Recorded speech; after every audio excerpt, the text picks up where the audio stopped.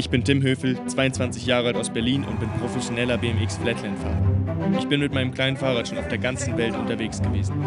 Letztes Jahr in Montpellier, Frankreich, habe ich meinen ersten Bikeflip geschafft. Heute möchte ich mich ihm nach längerer Zeit wieder stellen und habe diesmal alles mit der Kamera begleitet.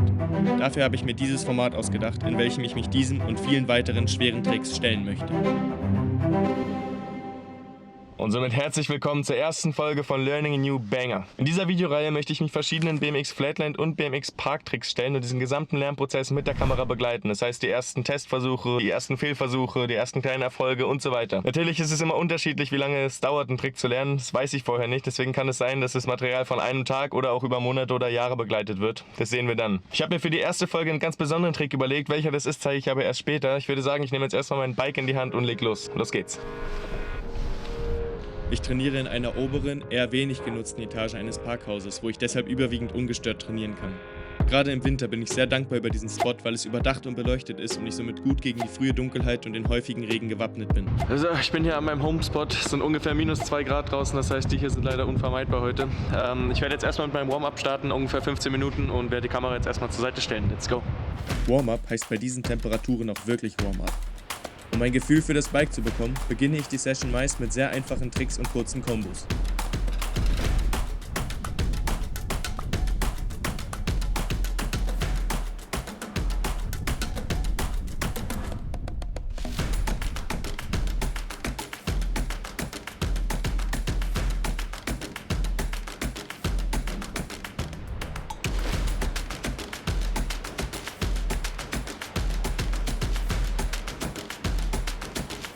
Aber natürlich klappt nicht gleich immer alles. Also unter den Bedingungen ist ein Warm-Up aber um einiges schwerer. Ja, meine Hände sind richtig taub.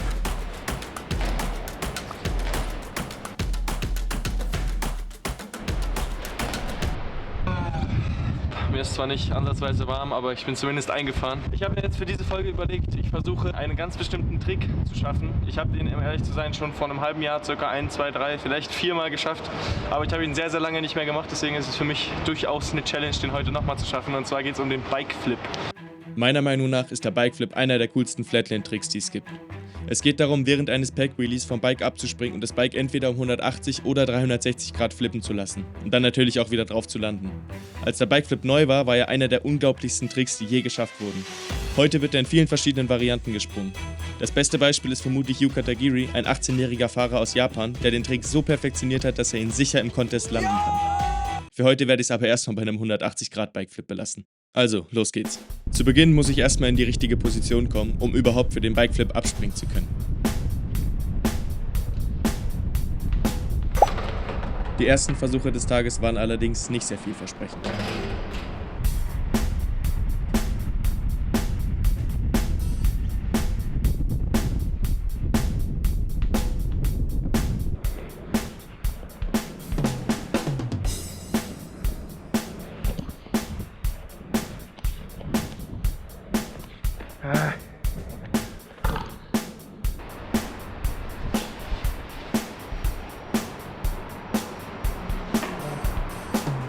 Bis es dann einmal doch bis zu diesem Punkt funktioniert hat.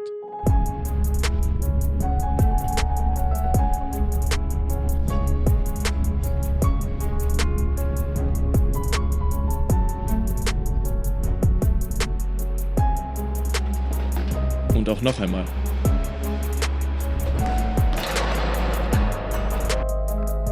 Ich habe sogar nur ganz knapp daneben gegriffen und der Fuß hat auch schon den Pack getroffen. Aber so oder so ähnlich ging es für die nächsten 15 Minuten weiter.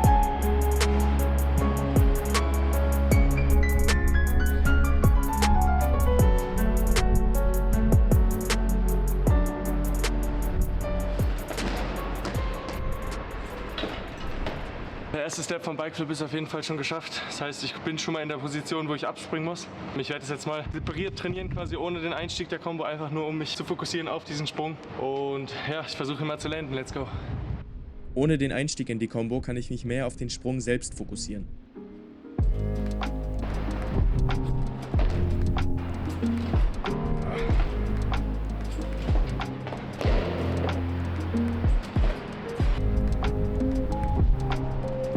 Mir ist aufgefallen, es ist sehr, sehr wichtig, wo die Pedale ist. Also wenn die Pedale quasi hier ist, ist es sehr, sehr störend, auf dem Pack zu landen. Deshalb muss ich irgendwie darauf achten, dass die Pedale in dieser Position bleibt, wenn ich es nachher aus der Combo mache.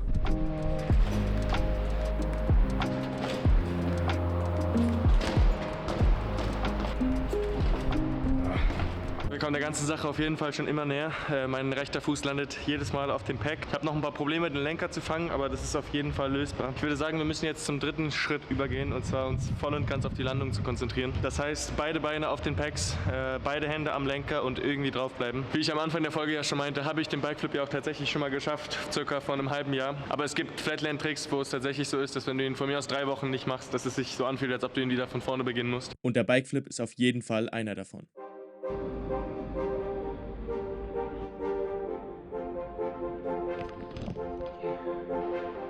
Und obwohl ich wusste, worauf ich mich konzentrieren muss, wollte es einfach nicht besser werden.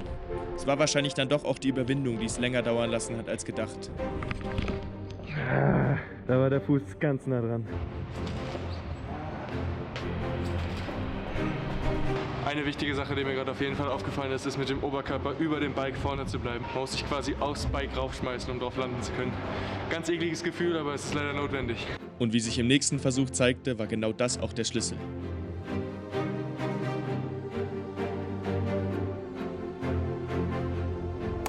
Allerdings sollte man dann noch bereit dafür sein.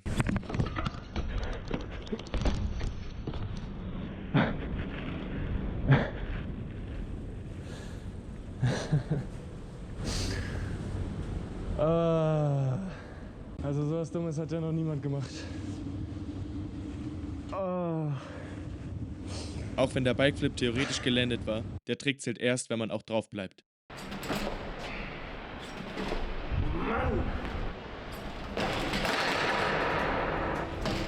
Aber wenn man lang genug dran bleibt, wird der entscheidende Versuch irgendwann kommen.